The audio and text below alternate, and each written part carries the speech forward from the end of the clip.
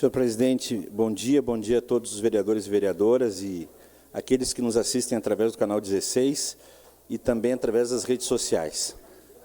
Vou reforçar isso, é importante sim todas essas falas dos vereadores, importantíssima a sua sugestão, vereadora Denise, a respeito da reunião pública, ou enfim, de algum encontro, eu não sei qual o termo, mas que a gente reúna realmente os profissionais da área da saúde.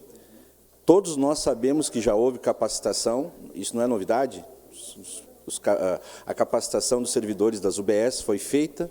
O que me preocupa é que os hospitais, por exemplo, o Hospital Pompeia não foi chamado para nenhuma reunião a respeito desse assunto e não precisa acontecer um caso ou dois casos para chamar um hospital para discutir um assunto. Não precisa acontecer o caso, tem que fazer a prevenção. A prevenção, em parte, foi feita.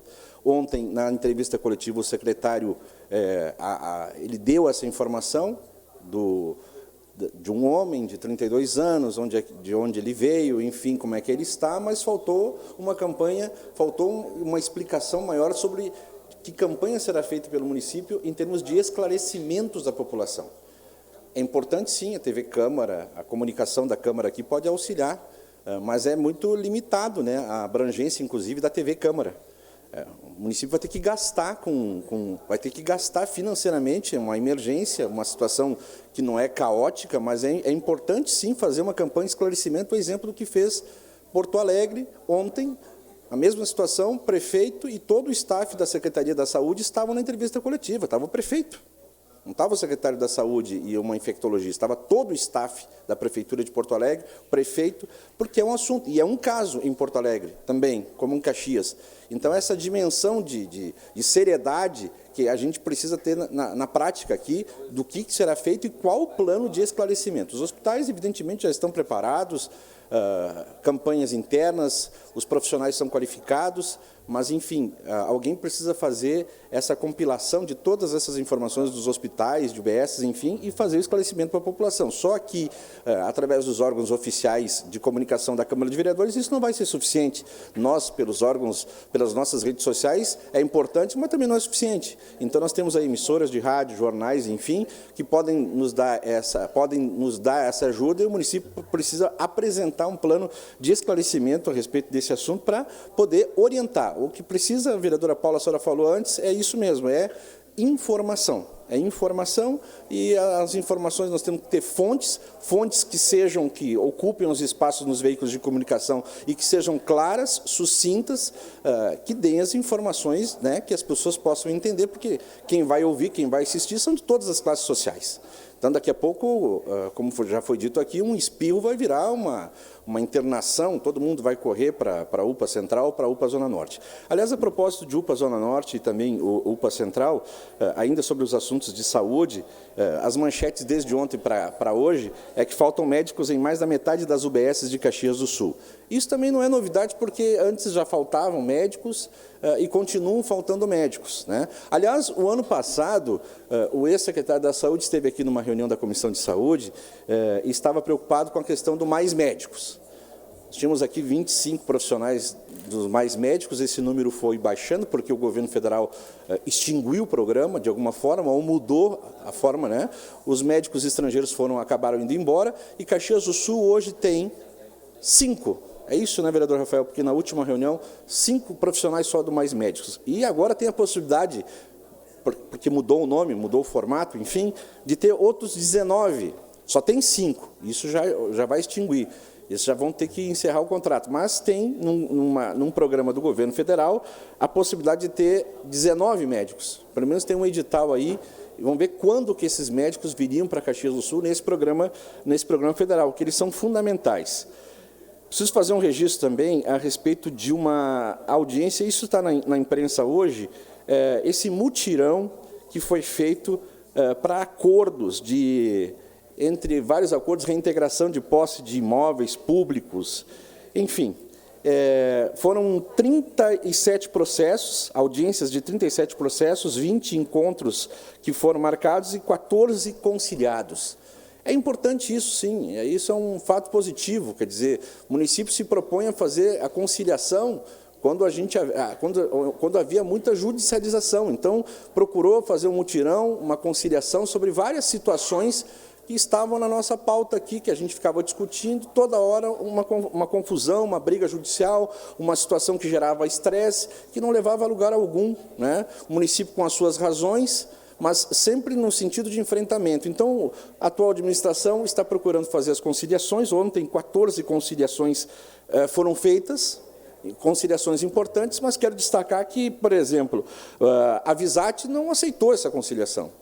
Ela continua, né, na Justiça e vai exigir a reparação do congelamento de tarifa da administração anterior. E o valor é alto, como já foi dito aqui várias vezes.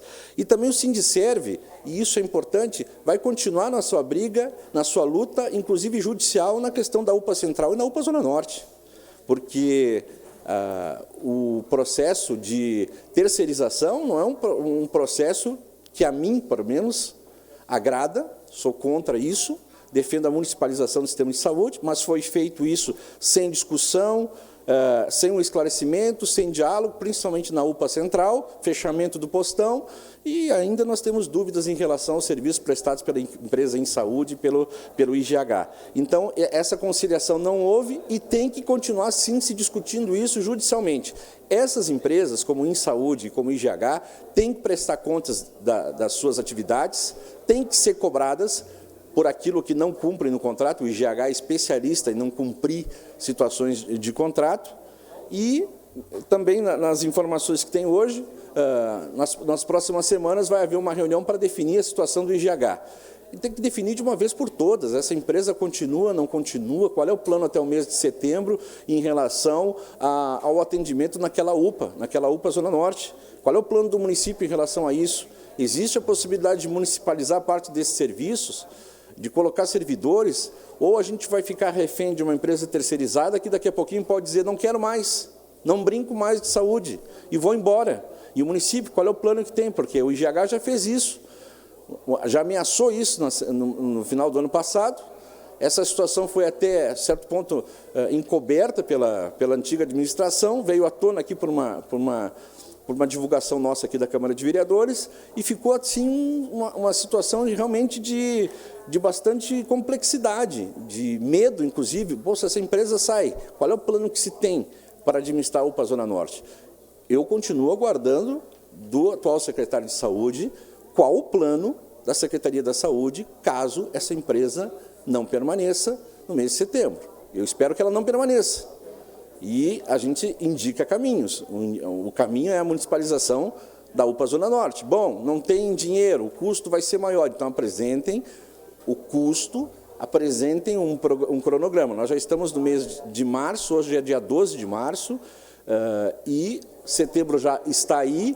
Nós temos um inverno pela frente e não há ainda um plano concreto, um plano que a gente possa dizer, poxa, essa é a situação em caso de emergência, em caso do IGH se retirar, qual é o plano para a administração da UPA Zona Norte e também da UPA Central. Então, por um lado, eu quero destacar esse acordo, esse trabalho, esse mutirão de conciliações, que é importante conciliar, dialogar, tentar resolver os problemas, resolver as pendências e não apenas judicializar, e isso o atual governo tem feito. Por um outro lado, com relação à UPA Central e à UPA Zona Norte, não houve conciliação, há ainda uma questão judicial, há muitas dúvidas, e eu espero que a Secretaria da Saúde, o atual secretário da Saúde, que até agora não deixou de forma clara, ele é a favor do quê?